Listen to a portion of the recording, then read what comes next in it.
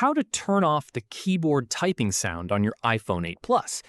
If you find the clicking sound annoying while typing messages or searching something on your iPhone 8 Plus, you can easily disable it from the settings.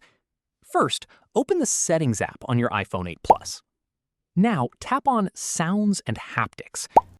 Inside the Sounds and Haptics settings, scroll down and select Keyboard Feedback.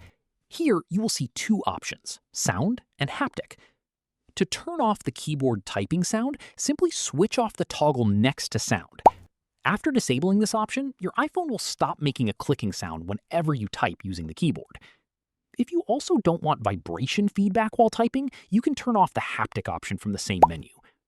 That's it. You have successfully turned off the keyboard sound while typing on your iPhone 8 Plus. This feature is useful when you are typing in quiet places or when you don't want keyboard sounds disturbing others. If you found this tutorial helpful, don't forget to like this video, subscribe to the channel, and follow for more iPhone tips, tutorials, and the latest tech updates.